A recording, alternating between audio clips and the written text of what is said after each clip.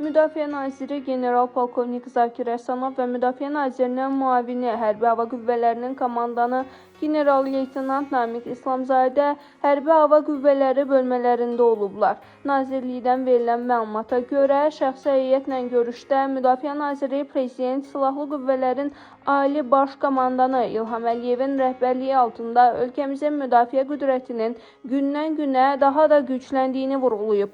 Qarşıya qoyulan tapşırıqların vaxtında və dəqiq icrasının təmin edilməsi istiqamətində Hava Döyüş Komandanlığına müvafiq göstərişlər verib.